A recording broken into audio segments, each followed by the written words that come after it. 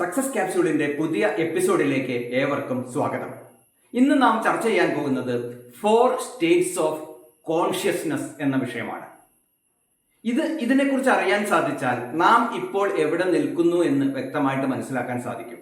ജീവിതമാകുന്ന ഈ യാത്ര എങ്ങനെ മുന്നോട്ട് പോകണം എന്ന് അറിയണമെന്നുണ്ടെങ്കിൽ ആദ്യമായിട്ട് അറിഞ്ഞിരിക്കേണ്ടത് നാം എവിടെ നിൽക്കുന്നു എന്നതാണ്. അതിന് വളരെയേറെ സഹായിക്കുന്ന ഒരു വീഡിയോ ആണിത്. നമുക്ക് വിഷയത്തിലേക്ക് കിടക്കാം. ഒന്നാമത്തെ സ്റ്റേറ്റ് എന്ന് പറഞ്ഞു കഴിഞ്ഞാൽ ലൈഫ് ഹാപ്പൻസ് ടു മീ. അതായത് ഈ കാണുന്നതൊക്കെയാണ് ജീവിതം. എനിക്ക് പ്രത്യേകിച്ച് ഒരു റോളൊന്നുമില്ല, അല്ലെ? യോഗം പോലെ എല്ലാം ഭാഗ്യം പോലെ അങ്ങ് നടക്കും. എനിക്ക് പ്രത്യേകിച്ച് ഒരു റോളില്ല. അതായത് ഒരു വിക്ടിമൈസ്ഡ് ആയിട്ടുള്ള ഒരു അവസ്ഥയാണ്. മറ്റുള്ളവരുടെ ഒരു സഹായത്തോടു കൂടിയൊക്കെ ജീവിക്കേണ്ട ഒരു അവസ്ഥയാണ്. ജീവിതത്തെക്കുറിച്ച് പ്രത്യേകിച്ച് ഒരു പ്രതീക്ഷയോ ഒന്നുമില്ലാതെ ഒരു സാധാരണക്കാരനായിട്ടും ഒരു പക്ഷേ ഒരു നിസ്സഹായകമായ ഒരു അവസ്ഥയിലൂടെ കടന്നു പോകുന്ന ഒരു ഘട്ടമാണത്. ലൈഫ് ഹാപ്പൻസ് ടു മീ, അതാണ് ഒന്നാമത്തെ സ്റ്റേറ്റ്. രണ്ടാമത്തത് അതിനേക്കാളും കുറച്ചും കൂടെ ഒരു ഹയർ സ്റ്റേറ്റ് ആണ് life happens by me. Life happens by me എന്ന് പറയുമ്പോൾ ഞാൻ വർക്ക് ചെയ്യുന്നു, ഞാൻ ഹാർഡ് വർക്ക് ചെയ്യുന്നു, അതിനനുസരിച്ച് എനിക്ക് റിസൾട്ട് കിട്ടുന്നു. ഇപ്പം ഏതെങ്കിലുമൊക്കെ ഒരു ജോലിയിൽ പ്രവേശിച്ചു കഴിഞ്ഞാൽ രാവിലെ തൊട്ട് വൈകുന്നേരം വരെ അവിടെ വർക്ക് ചെയ്യണം. വർക്ക് ചെയ്ത് കഴിഞ്ഞാൽ എല്ലാ മാസവും ശമ്പളം കിട്ടുന്നു. ആ ഒരു ശമ്പളം വെച്ചുകൊണ്ടുള്ള ഒരു ജീവിതം, അതും ഒരു ലിമിറ്റഡ് ആയിട്ടുള്ള ഒരു സ്റ്റേറ്റ് ആണ്. അതാണ് രണ്ടാമത്തെ സ്റ്റേറ്റ്. മൂന്നാമത്തെ സ്റ്റേറ്റ് അതിനേക്കാളും കുറച്ചും കൂടെ ഒരു ഹയർ ലെവലിലുള്ളതാണ് ലൈഫ് ഹാപ്പൻസ് ത്രൂ മീ. എന്നിലൂടെയാണ് ഈ ജീവിതം മുന്നോട്ട് പോയിക്കൊണ്ടിരിക്കുന്നത്. അവർക്ക് വ്യക്തമായ ഡയറക്ഷൻ ഉണ്ടായിരിക്കും, പർപ്പസ് ഉണ്ടായിരിക്കും. ജീവിതത്തെ കുറേ കൂടെ ഒരു വിശാലമായിട്ട് കാണുന്ന ഒരു വിഭാഗക്കാരാണ്. നാലാമത്തെ സ്റ്റേറ്റ് എന്ന് പറഞ്ഞു കഴിഞ്ഞാൽ ലൈഫ് ഹാപ്പൻസ് ആസ് മീ. മറ്റൊരു തരത്തിൽ പറഞ്ഞാൽ യൂണിവേഴ്സ് നമ്മെ ഗൈഡ് ചെയ്യുന്നു.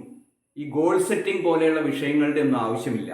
യൂണിവേഴ്സ് ഡയറക്റ്റ് ആയിട്ട് നമ്മെ ഗൈഡ് ചെയ്യുന്നു. ഈ 4 സ്റ്റേറ്റും കൃത്യമായിട്ട് മനസ്സിലാക്കാൻ നമുക്കൊരു ഉദാഹരണം നോക്കാം. ഒരു ബിസിനസ്സുകാരന്റെ ഒരു എക്സാമ്പിൾ എടുക്കാം. ഒരു ബിസിനസ് നടത്തുന്ന ഒരാൾ ഒരു ഷോപ്പ് നടത്തുന്നു എന്ന് സങ്കല്പിക്കുക. അവിടെ ഒരു 10ഓളം പേര് വർക്ക് ചെയ്യുന്നുണ്ട്.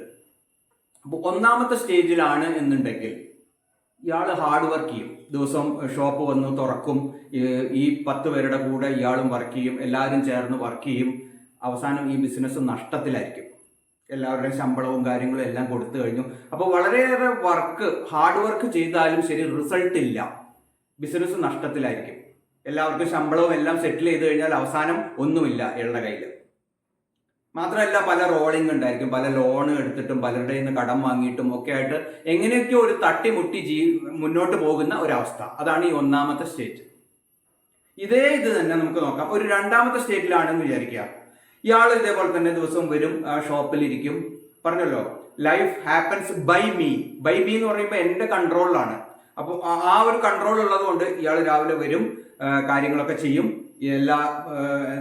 മറ്റു സ്റ്റാഫിൻ്റെ ഒക്കെ കൂടെ ചേർന്ന് വർക്ക് ചെയ്യും. അങ്ങനെ എല്ലാവർക്കും ശമ്പളവും കാര്യങ്ങളെല്ലാം കൊടുത്തു കഴിഞ്ഞാൽ അവസാനം ഒരു നല്ലൊരു തുക പ്രോഫിറ്റ് ആയിട്ടുണ്ടായിരിക്കും. പക്ഷെ ഇദ്ദേഹത്തിന്റെ വർക്ക് അവിടെ ഉണ്ട്. ഇയാൾ ഹാർഡ് വർക്ക് ചെയ്യണം, എന്നാലേ ഈ ബിസിനസ് മുന്നോട്ട് പോകൂ എന്നതാണ് ആ രണ്ടാമത്തെ സ്റ്റേറ്റിലുള്ള അവസ്ഥ. മൂന്നാമത്തെ സ്റ്റേറ്റ് ആകുമ്പോൾ അത് കുറേ കൂടെ ഒരു ഹയർ ലെവലിലേക്ക് എത്തുകയാണ്. ഈ വ്യക്തി, ഈ ബിസിനസ് നടത്തുന്ന ആൾ വല്ലപ്പോഴും ഒക്കെ അവിടെ നിന്ന് പോകും, കാര്യങ്ങളൊക്കെ സ്റ്റാഫൊക്കെ ആയിട്ടൊന്ന് ചർച്ച ചെയ്യും. ചിലപ്പോൾ മാസത്തിൽ ഒരിക്കലോ ഒന്ന് വിസിറ്റ് ചെയ്യും.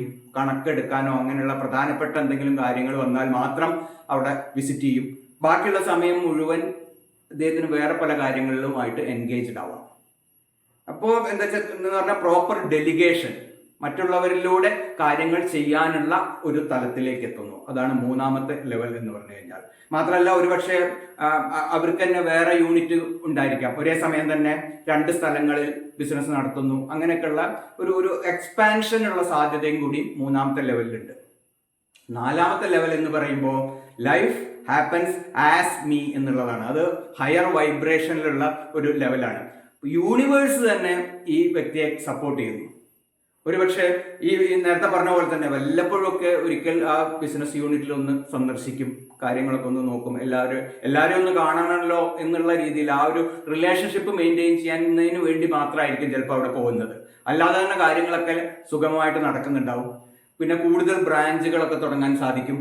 അതുപോലെ തന്നെ ചിലപ്പോൾ വേറെ ബിസിനസ് ചെയ്യുന്ന ആളുകൾ ഇദ്ദേഹത്തെ സമീപിക്കും. അതാ പറഞ്ഞ യൂണിവേഴ്സ് നേരിട്ട് ഗൈഡ് ചെയ്യുന്നു.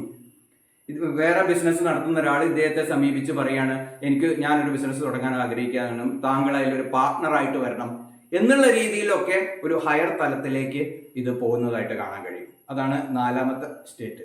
അപ്പൊ 4ാമത്തെ സ്റ്റേറ്റിൽ ഏകദേശം ഇന്ന് ലോകത്തിൽ 1% ആളുകൾ മാത്രമാണ് ഉള്ളത്.